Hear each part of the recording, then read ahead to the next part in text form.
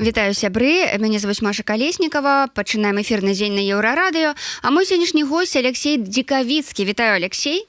Добрый дзень. Справа ў тым, што я гаварыў па Палеску да 7-го года жыцця, да школы, бо я нарадзіўся ў Пінску, але выхоўваўся ў вёсцы пад Пінскам у дзядулі з бабуляй. І гэта была моя родная натуральная мова. Канешне, калі ўжо вырашылі мяне аддаць у пінскую школу. Школа была рускамоўная, я там быў адзіным дзіцёнкам, который ўвогуле не гаварыў па-руску. Перавучыўся, канешне, вывучыў іншыя розныя мовы, палескай не карыстаўся практычна ў жыцці, потым у Беларусі, у эміграцыі.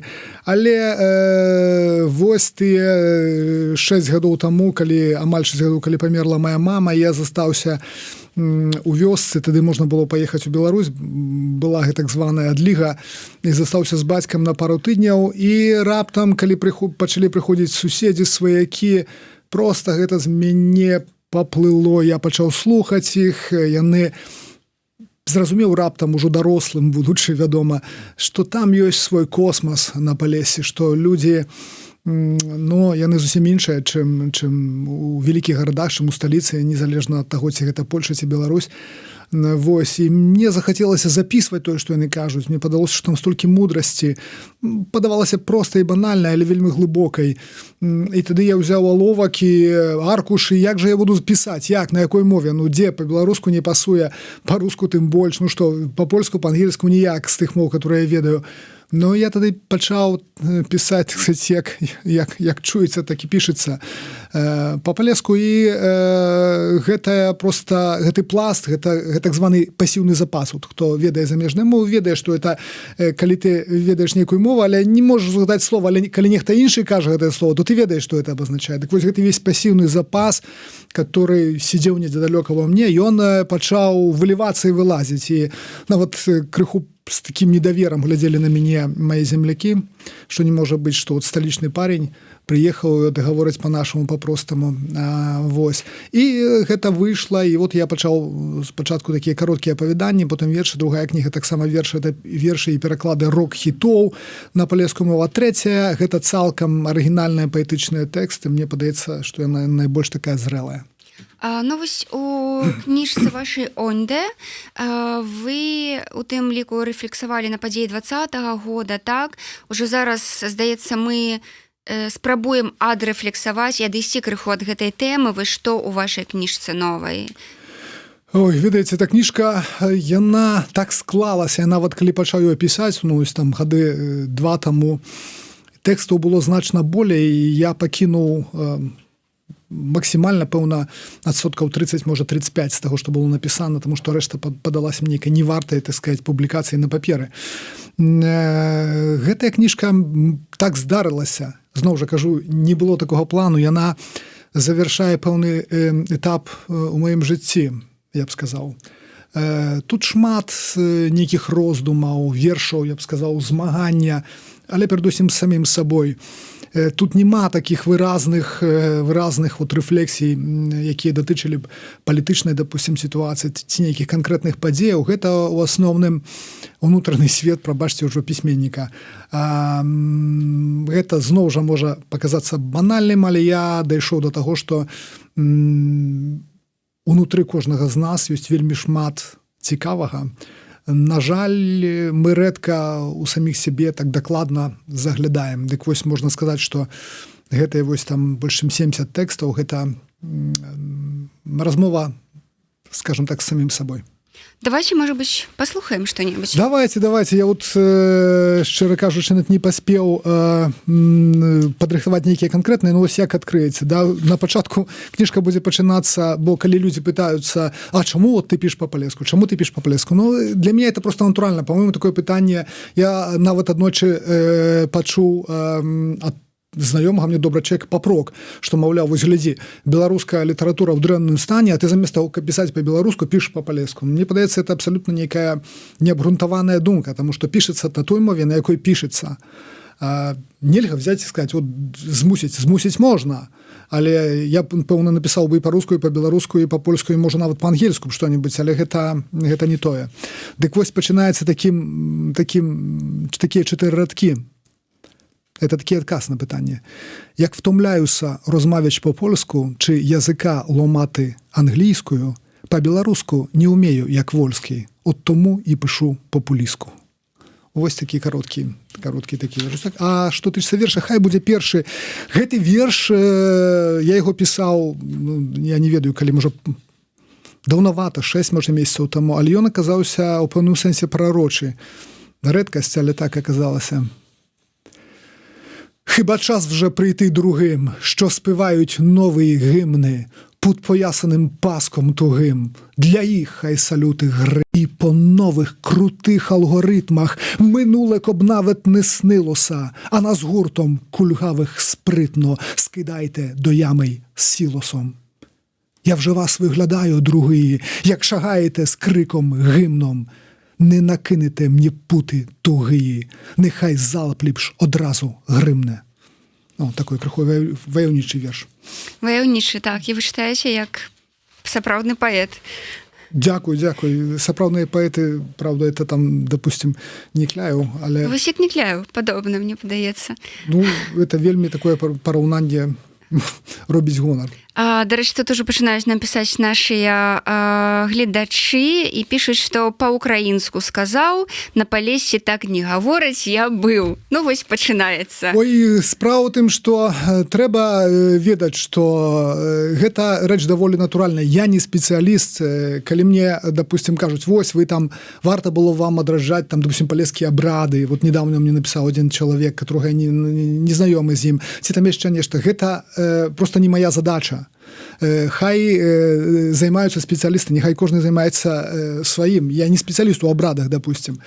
Вось. А мова, справа ў тым, што гэта кожны, так сказать, адмысловец скажа. Палессе, вядома, асабліва раней, гэта, ну, край балотаў, вёскі былі часам аддзеленыя на доўгія месяцы адна ад другой, увогуле ад іншай цывілізацыі. Таму гэта нармальная справа, што у адной вёсцы могуць казаць кунь, а 10 кіламетраў далей ці там 15 конь, ці яшчэ неяк. Так, кінь, допустим. Таму нема стандарту. У прынцыпе, крытыкам магу сказаць, што беларуская мова, у прынцыпе, любая літаратурная мова, гэта мова штучная, таму што яна складаецца з розных дыялектаў гэтай мовы. А палескага стандарту нема, а то, што яна падобная да ўкраінскай, это відавочна, таму што тая частка Палесся, дзе вырас я, там 15-20 кіламетраў да палескай мяжы, гэта адзін, у прынцыпе, адна этнічная прастора, таму нічога дзіўнага ў гэтым нема. Калі я прыязджаю, допустим, в Зарічне, которая адразу за мяжой на ўжо па ўкраінскім баку, дык там абсалютна людзі таксама, я хожу часам бывае на базарце, на аўтастанцыю, слухаю, як людзі гавораць, там мяне вельмі любяць, у бібліятэцы запрашаюць увесь час на прэзентацыі, для іх это абсалютна таксама натуральная гаворка, таму што это побач, а то, што яны розняцца, гэта таксама натуральна. Ну вось, як вы лічыце, ўсё ж у нас палеская мова, ці гэта палеская гаворка, ці гэта дыялект, ці гэта мікрамова. Напрыклад, я лічу, што гэта палеская мова, у якой існуюць мікрамовы. То бок, адна частка гэтых мікрамоваў, яна больш звязана з украінскай мовай, гэта заходняя частка Палесі, а другая ўжо бліжэйшая да ўсходняя, гэта ўжо больш беларуская такая. Ну, пэўна, вы маеце рацыю, гэта зноў жа, ведаеце, вось гэта як бы раскладаць па паліцах, гэта таксама справа адмыслоўцаў. Ёсць так, праўда, там заходнія палескія гаворкі, там усходнія палескія, але мне спадавалася адна спадарня, ось яна, праўда, жыве не ў Беларусі, яна адмысловец у дыялектах, яна мне сказала, што я вам скажу так, адказваючы на гэтыя вось дыялект, гаворка, мікрамова, яна кажа, што ёсць пэўнае вызначэнне, якое атрымаюся. Калі на дыялекце, ці там на гаворцы пішацца літаратура, то гэта ўжо мова. Так вось, а літаратура пішацца, не шмат, але пішацца. Таму я буду называць ужо, прабачце, мовай. Мова. Пишуть нам: доброго дня, Полісся то Житомирщина наша, з України пишуть. Я до 5 літ так говорила. Ну, бачите, Так, ёсць. радий чути. До речі, ви можете 40 хвилин розмовляти по-палеску без переходу на білоруську мову? Бо я вже, наприклад, кваліфікацію згубила. Чому? Можу. Як я був в Україні, коли то було, пару літ тому, то мене запросили на ефір. І я там сказав, що моя українська слабенька, то давайте я буду з вами говорити білоруською або по-нашому. І отже ж, пані, яка там вела передачу, сказала, що давайте говорити по-вашому. І от там було, може, півгодини я говорив по-нашому. А, до речі, чим адметна пінська мова? Ви ось для себе неяк визначили мова пінщини? Не ведаю. Это, видите, для меня это просто натурально. Тяжко сказать, чим вона відрізняється, от чого, не ведаю, от яких, от Гомельського Полісся, не ведаю. Я вам скажу так, колись я приїхав студентом уже у вёску там до бабулі під Пінском, і запитався, це був 91-й, може, 92-й год, і запитався, а де-то насупраць там, значить, була дівчинка, з якою я в дитинстві, так сказати, гулявся на подворку разом. А бабуля моя каже: ой, Альоша, внучку, ой, так покрутила головою, якби це мені що таке здарилося, невідомо якое. Я кажу: так а що там таке здарилося? Вона каже: ой, замуж вона вийшла, далеко поїхала, далеко.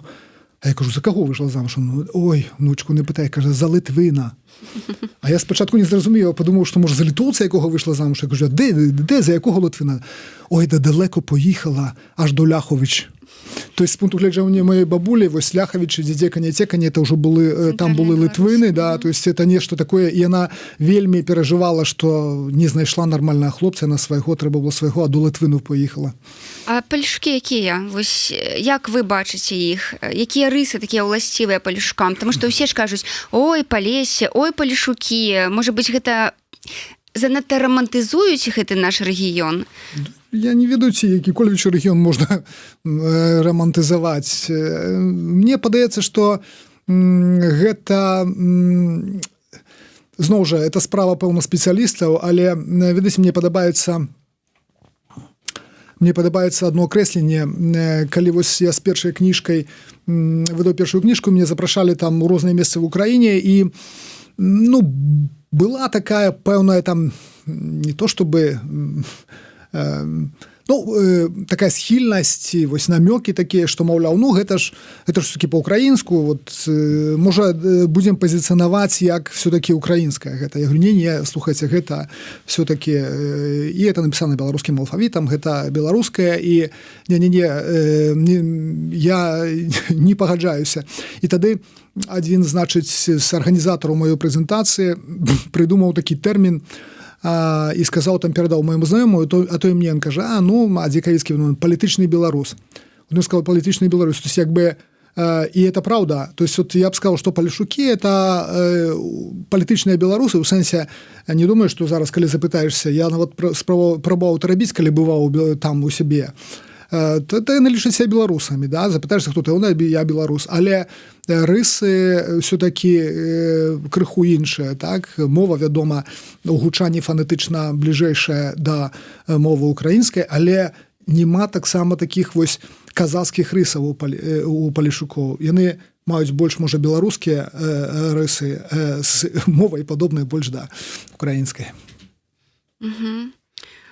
Цікаве назірання. До речі, тут еще нам пишут, что очень плохо, когда в рамках Беларуси делят людей, говоря Полесье, типа Полишуки іншие, Запад-Восток другие. Это очень вредно в рамках национальных процессов. Я лічу, што зноў жа, мы весь час пераходзім, збіваемся на нейкія палітычныя тэмы, але я лічу, што у прынцыпе стаўленне да так сказать, этнічных, крыху іншых этнічна рэгіёнаў, гэта прызнак зрэласці любой дзяржавы. Звярніце ўвагу, у заходняй Еўропе з вялікай пашанай ставяцца да нейкіх такіх, скажем, невялікіх этнічных меншасцяў. Там дзяржава ўсяляк спансаруе выданне літаратуры, нейкіх імпрэзаў на гэтых мовах, таму што гэта разнастайнасць, гэта багацце, калі чалавек прыязджае з усходняй Беларусі, допустим, на Палесе і раптам чуе, што людзі размаўляюць іначай. Зразумець, ясна, што можна, але это іначай. Вось тут іначай іншыя традыцыі крыху, іначай людзі да аднаго да другога ставяцца. Гэта багацце краіны. Чым больш такога, тым багацейшая краіна. Уніфікацыя ўсяго – гэта абсалютна савецкі прынцып, который, мне падаецца, который мы не павінны ніяк за такім прыкладам ісці. Так што я ў гэтым дрэннага нічога не бачу. Давайте яшчэ паслухаем вершы. Добра, только давайте что-нибудь такое. Это такі, да. Ну, що в вас там чути? Потиху, нічого. Не скинули пути. Надія на Бога. А Бог хіба з вами? А де ж йому бути? Не кине нас самих на тяжкі покути. А що, як покинув? Ні, так не буває. Хоч наші вини вон бачить і знає. А ліпш, може, разом, ко ви, ко Бог, сидючи під образом, не скинеш ланцюг. Іди собі, чоловіче, світ великий навколо. Ми поставимо свічі, твою пиху одмолим. Гэта ў пэўным сэнсе таксама пра Палешукоў крыху. Палешук паслухае, што недзе нехта іначай жыве, лічыць, што там вот трэба так, вот яны неправільна робяць, а вось трэба іначай, трэба па-сучаснаму, не ведаю, па-замежнаму, як сказаць. Палешук культурна паківае галавой, так, канешне, он пагодзіцца з табой і скажа, дзякуй табе, ідзі сабе. А ми тут по-своєму. Розберемося. Так, ладно, так.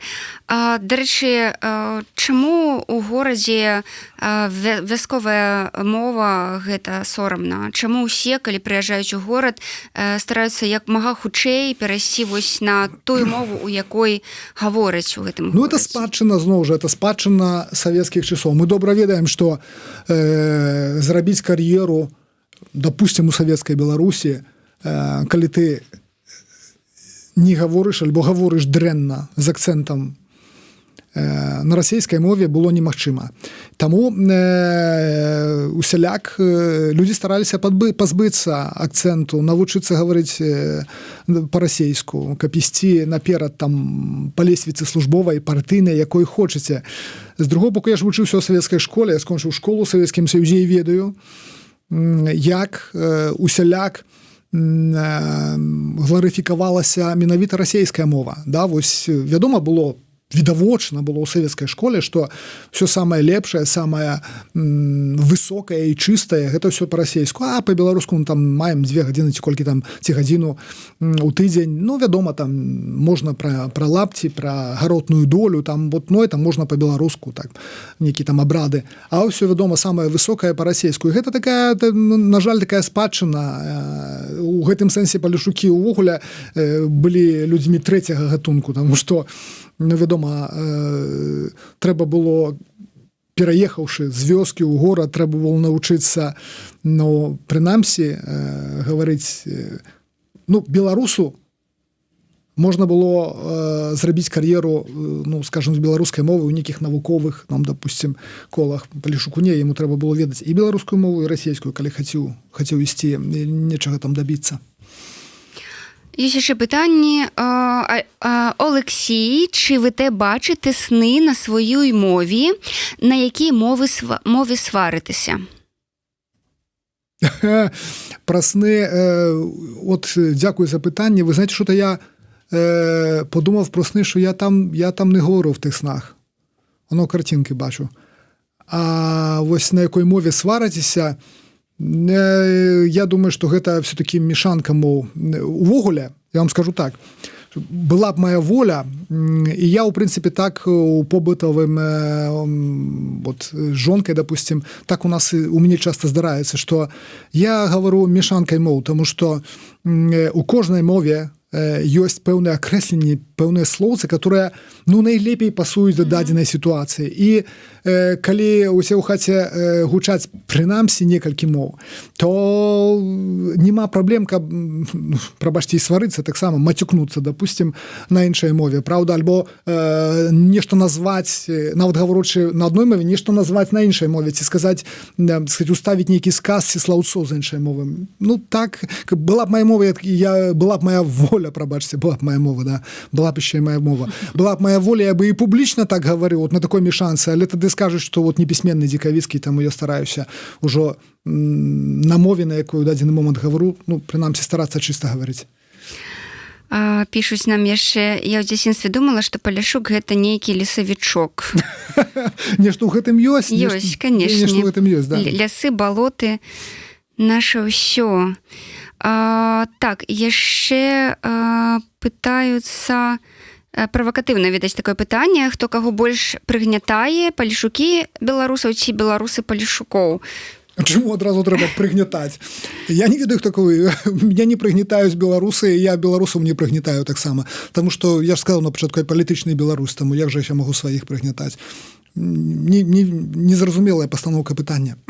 А яшчэ пішуць, што немагчыма па-беларуску сварыцца, бо гэта расійскі прыярытэт. Беларусы таксама сварацца, насамрэч. Яшчэ як? Сварацца. Вядома, што гэтая вся, так сказать, нецэнзуршчына, она збольшага у нас з расійскай мовы, але вядома, што сварацца, канешне. Полішчук без лісу, що риба без води. Сарни. Правда. В Сарнах бував, я в Сарнах бував. Знаю, що у вас там танк стоїть. Там комуна ще помалювала той танк, він німецький, а його зробили на совєтський. Не знаю, чи стоїть там ще чи ні. А був там, був так.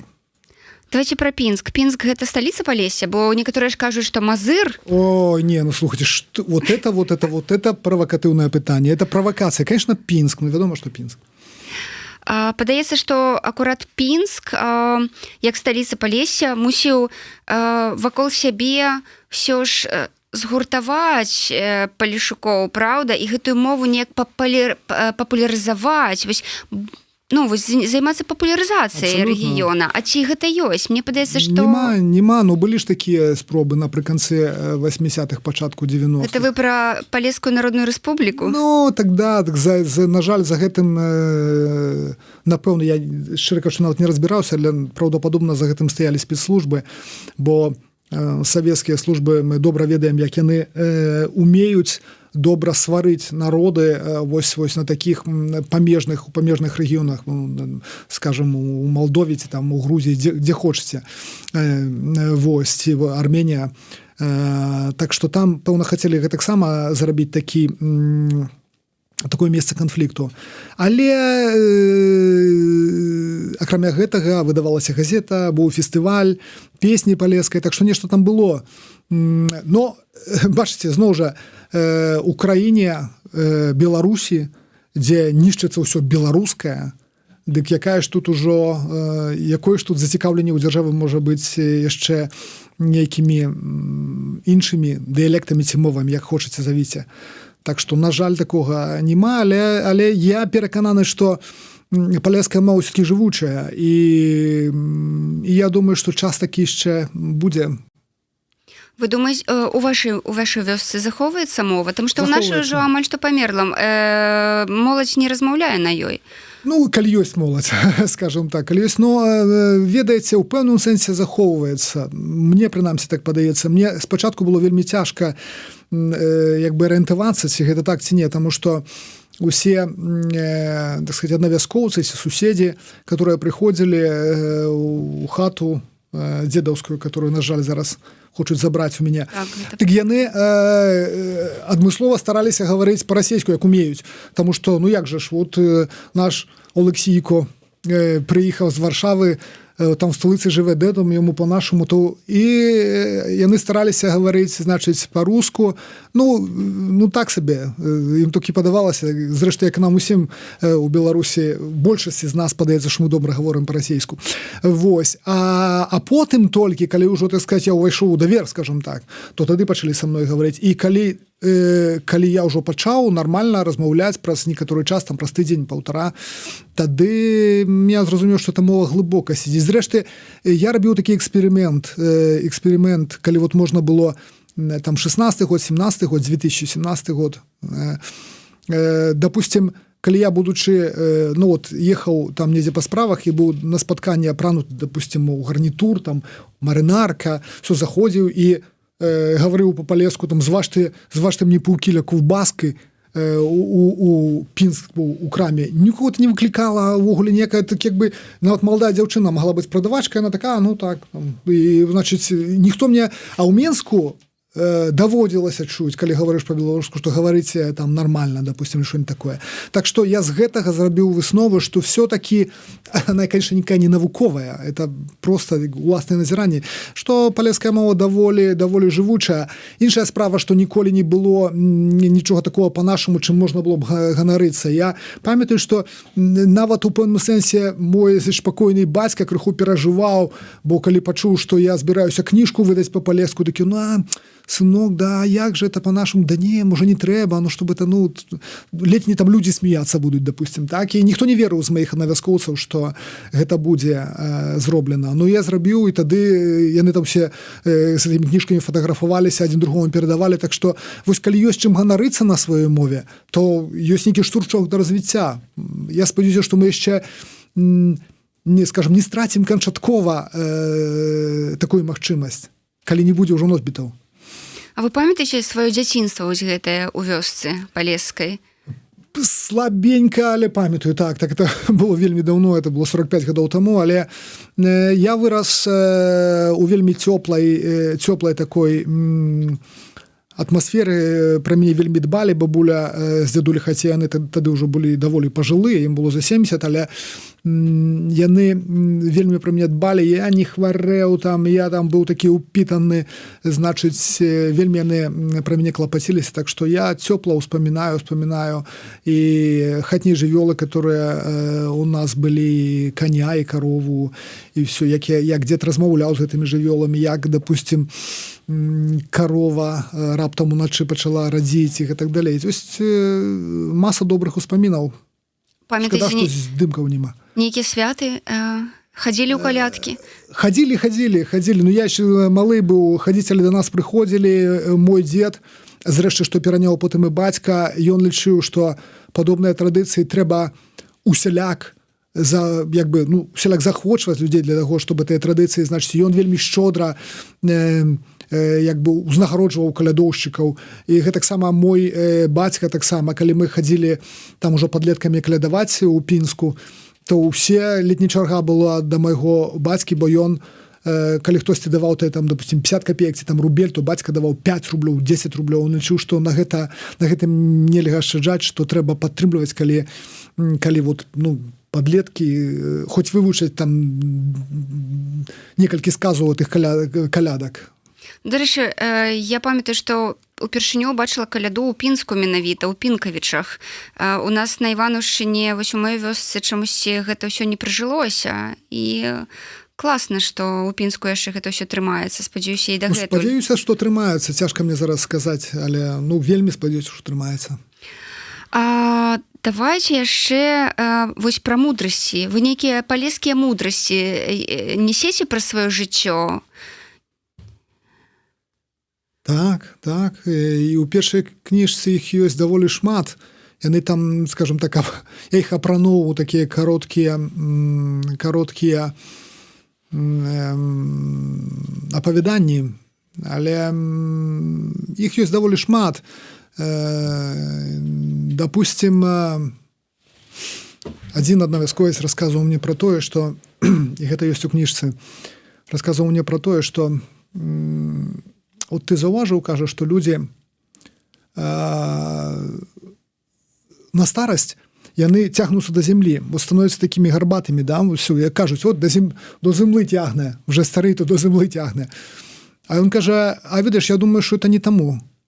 Ну, прынамсі, не толькі таму, што от мы цяжка працавалі там на зямлі ўсё жыццё, але таму, што мы самі ўвесь час усім кланяліся, допустим, да, што мы, ось, хто б не прыйшоў, якія б у нас не былі, так сказаць, тут улады, мы усім кланяліся. І нават калі не трэба. І таму мы і гарбатыя. От таму наш народ і гарбатыя, таму што мы яшчэ скланяемся. І сказаў мне наконец гэты чалавек, што а ты, я не знаю, кажа, якая ў цябе сітуацыя, як ты там жывеш, якое ў цябе жыццё, але калі можаш, хадзі прямо. Мне аж просто, от зараз вам расказваю, у мяне просто дрыжыкі, так. Гэта, бо яшчэ гэтая такая, мне найбольш уразіла ўвогуле на Палесе, ужо буду, калі я быў дарослым, гэта неспешнасць такая. Вот я хутчэй, давай зрабіць сёння, не перакладай быстро, давай, усё, бо трэба скончыць сёння, не дай Боже на заўтра. А там я спачатку, бо мы ж, ведаеце, мы наша, не знаю, як это назваць, наше пакаленне, наша цывілізацыя, мы ніколі не маўчым амаль. Мы вот, допустим, хто паліць у курылцы, мы ж весь час гаворым. Калі нехта маўчыць, ну такое ўражанне, што не так. Можа пакрыўдзіць чалавек, можа ты нейкі дурны, можа ты размоўца дрэнны. А там от сусед Міша прыходзіць і сядае на лаўку, закурвае, кажа: слухай, можа мне завтра на рыбалку пусці? І маўчыць. А я кажу: ну ідзі. А он 2-3 хвіліны маўчыць, паліць, кажа: а що як дождь буде? Я кажу: ну тоді не йди. Он знов мовчить. А то що, як не йди? Що я буду спати пізно, бо на рибалку треба в 4 встати, а так буду так довго спати, то люди подумають, що лежень. І знову пауза. Я кажу: Міша, тоді не йди. Ну тоді йди, коли люди не хочуть, щоб, значить. І ось так. І він потім каже: що ти за чоловік? Я от прийшов з тобою поговорити, порається, а ти от тільки заблито у мене, каже. Що заблито? Альбо йди, альбо не йди, альбо там, допустим, о, чи завтра буде дощ, чи не буде. Ага. І от сидять люди, можуть півгодини розмовляти про те, чи буде дощ, чи не буде, допустим. А в этом є певний сенс. Тому що нема, коли у тебе думки весь час скачуть у голові, це повна медитація. От. І вона супокоює. Мне падаецца, што я вот хацеў бы, але мне цяжка вот да такога, як бы вярнуцца да такога вот стану, а хацеў бы. Так, у нас яшчэ што пішуць, што апавяданне ў вашай кніжцы супер, гаворка ідзе пра кнігу Оньде. Так, яшчэ пішуць, што ўсё ж, шчыра гаворачы, памерла мова, бачыце, а іншыя кажуць, што мова не можа памерці. А давайте яшчэ паслухаем вершы. Памерла, не памерла, пакуль у студыі Радыё чытаем вершы па-палеску не памерла. Летять, бачу, чайки, мо розкажуть байку, як там Прип'ять мила, чи ще має силу їх сюди пугнати, коб дали мені знати, як моє Полісся, де село за лісом, і старенька хатка на даху столі латки, церква дерев'яна, вітер, ніби п'яний, з-за річного боку віє слеза в оку, не од вітру плачу, бо чую, що іначе тут співають чайки, в їх другі байки, не про Прип'ять милу, що давала б силу, і не про Полісся чи село за лісом.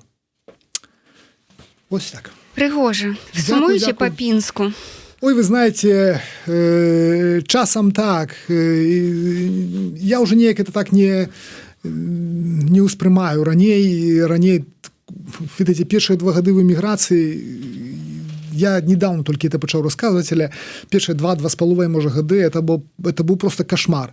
Таму што Пінск у розных сітуацыях сніўся мне штодзённа, незалежна ад таго, ці цяжка я працаваў, ці гэта быў сон пасля нейкай, так сказаць, шумнай весёлай імпрэзы, ці это быў сон у адпачынку. Кожны дзень у розных сітуацыях, то на набережнай, то на базары, а то яшчэ недзе, і гэта снілася мне кожны дзень. Але потым неяк адпусціла, і я не ведаю, як бы сум важно то, што ўнутры нас, калі унутры чалавека, у тым ліку ёсць і ягоны родны горад, ягонае роднае месца, ну то гэтага дастаткова. Для вас было здзіўленнем, што Пінск у 20-м годзе стаў горадам супраціву?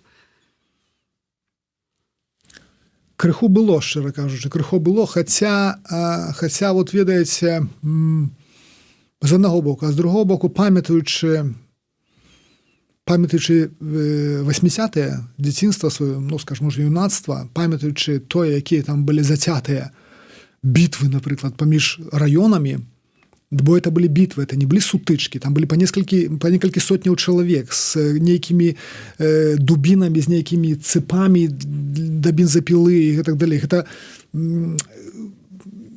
тады ўжо, калі я пра гэта ўспомніў, то не, бо так як мы гаварылі, што Палішук так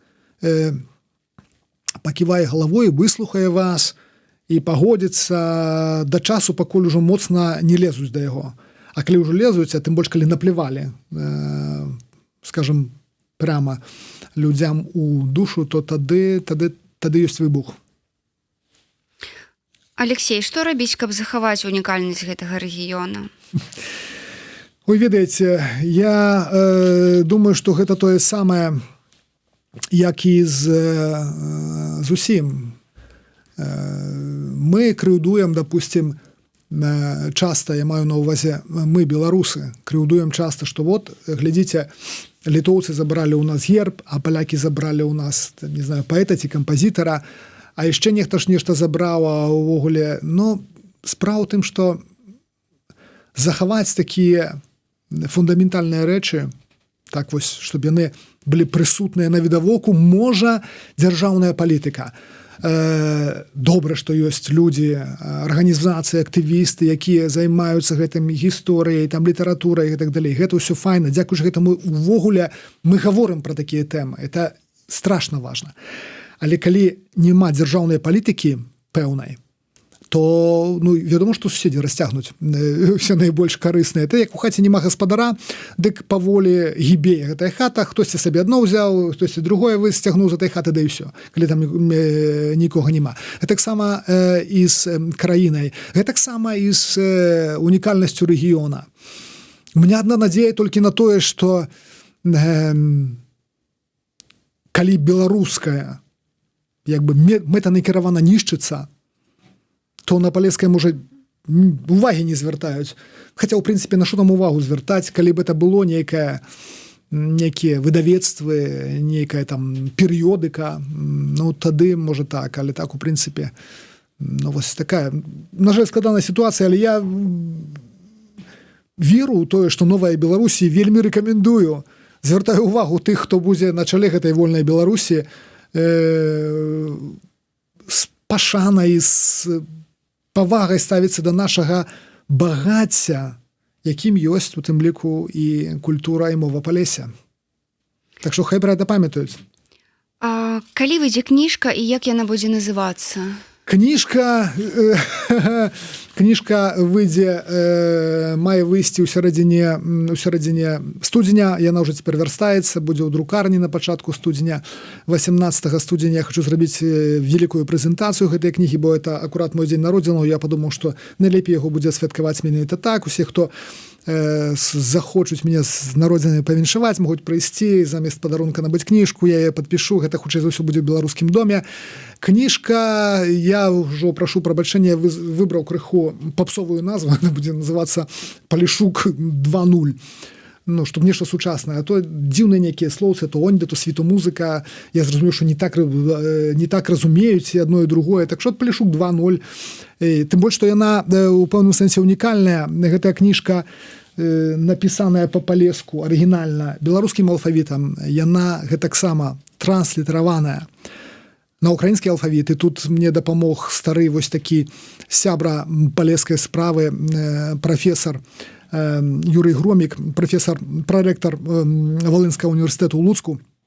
Ён займаецца дыялектамі, і ён мне перапісаў гэта украінскім алфавітам, а яшчэ вядомая літаратарка, паэтка з Падляшша Міра Лукша узялася перакласці на польскую мову гэтай вершы. Так што кніжка ў 3 моўных версіях. Мне падалося важным таксама, каб чытачы ва ўкраіне, которых даволі шмат, ім лягчэй чытаць сваім алфавітам, бо это наши там, так скажем, Кароткае. Кароткае, у меня у кароткага няма практычна, але допустим і яно іначай, правда, там ще у іх ёсць, а не шчэ.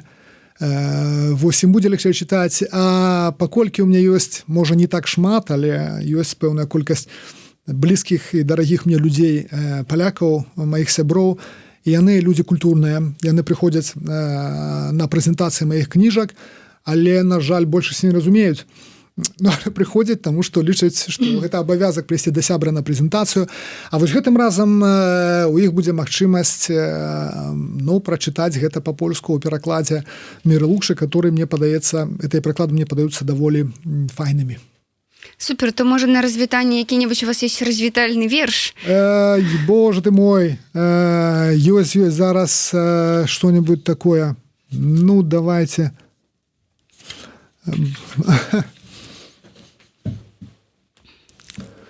Боже, развітальний вибрав там. Ну, але добре. Плили раз двоє по озері, лодкою собі по черзі гребли. Один з Лепеля, другий з Мозера. Спокійний би овес продали. І раптом той, що був з Мозера, а при собі вон мів секірку, почав посередині озера в дні лодки прорубати дирку. «Ти що?» – закричав той з Лепеля. «Здурів! Ми ж зараз втонемо! Чим дирку з тобою залепимо?» І сипав на його прокльони. А той з секіркою з Мозера не спинився ні на хвилинку. «Ти не втонеш», – сказав, – «на озері. Дирка ж буде на моїй половині».